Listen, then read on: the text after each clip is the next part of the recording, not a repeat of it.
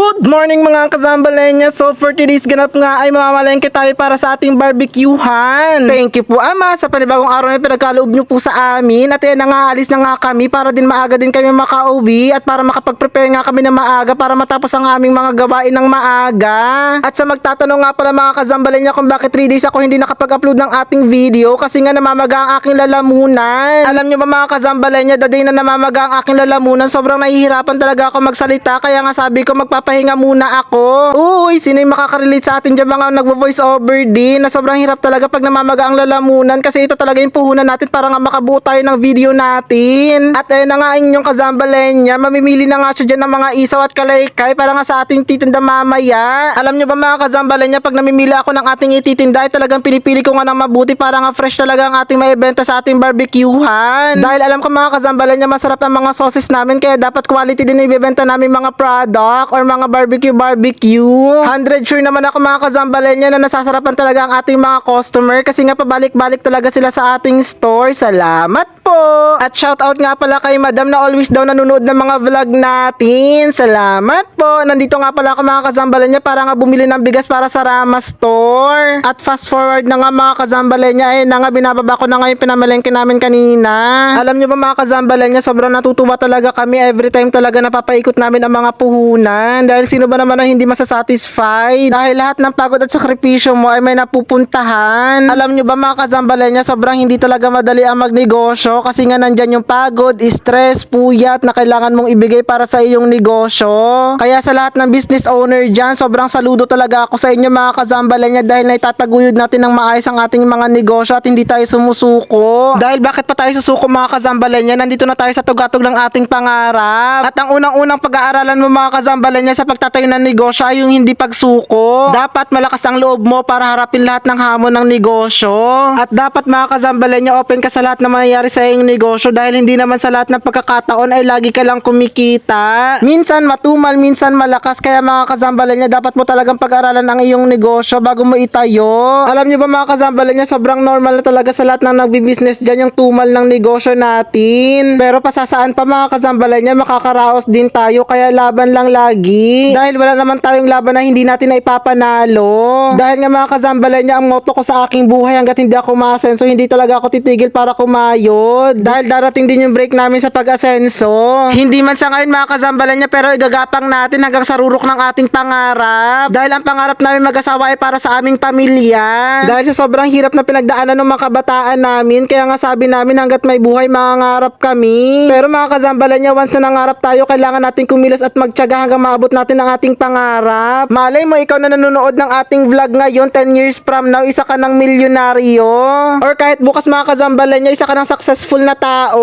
Comment nga kayo mga kazambalenya kung sino yung katulad ko na sobrang tayog ng pangarap. Alam nyo ba mga kazambalenya, kahit simple or ingrande ang ating pangarap, basta't pinagsisikapan natin, makukuha natin yan. Kaya mga kazambalenya, dapat lagi tayong manalangin at humingi tayo ng sign every step na gagawin natin sa ating buhay. Dahil wala namang masama kung nananalangin tayo sa ating Ama. At once na ma-achieve na natin ang ating pangarap, answered prayer na lahat, at marirealize natin na lahat na pangarap natin ay binigay na ni Lord. Salamat po Ama. At kahit on process pa ang ating mga pangarap, wag natin kalimutan na magpasalamat araw-araw sa ating Panginoong Diyos. At kahit binibigyan tayo ng mga pagsubok ng ating Panginoong Diyos, isipin lang natin na ito ang dahilan para nga mas tumatag tayo sa mas malaki pang blessing na ibibigay niya sa atin sa araw ng bukas. Dahil wala namang achievement na hindi dumadaan sa pagsubok ng buhay. Kaya sa nawawalan ng pag-asa sa kanilang mga pangarap dyan, wag kayong mawalan ng pag-asa, dahil may awa ang ating Panginoong Diyos. Dahil mahirap naman mga kazambalenya, nag-start ka na sa iyong pangarap, tapos sa bandang huli ay magi-give up ka lang dahil sa pagsubok na ibinigay sa'yo. At ayun na nga mga kazambalenya, kabubukas nga lang natin dyan at may bumili na nga agad sa atin. Salamat po!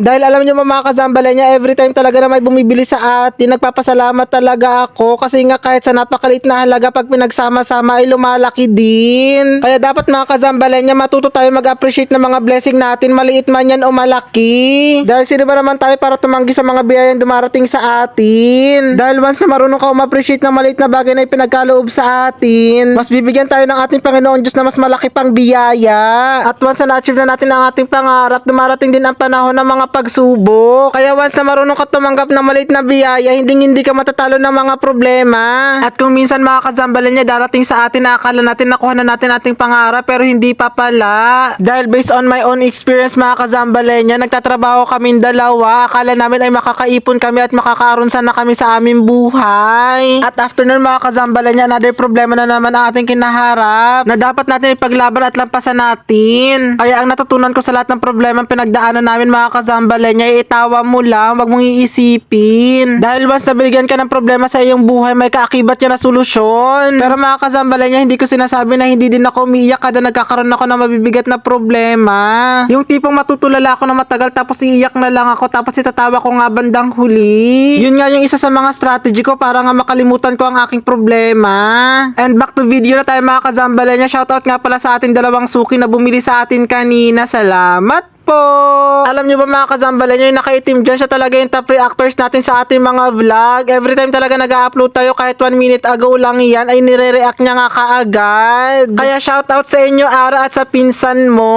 Halos every other day talaga bumibili sa Ara sa ating barbecuehan kasi nga daw sobrang sarap ng ating sauce. Dahil hindi din naman maganda mga kazambalenya na everyday ka nga kumakain ng mga barbecue. At syempre, kailangan natin i-entertain ng ating mga customer. At ayun nga, binigyan natin sila ng maliit na lamesa at dalawang upuan. Pinapapasok nga pala namin sila sa ating barbecuehan. At biniro ko pa nga sila na once na pumasok sa ating barbecuehan na hindi na makakalabas. Kaya nga ayan, dyan na nga lang daw silang dalawa sa labas kakain. At dumating na nga pala yung isa pa nilang kasama na kakain ng barbecue. At kung makikita nyo mga kazambalenya, sobrang satisfied talaga sila sa kinakain nila na binili nilang barbecue sa atin. Salamat po!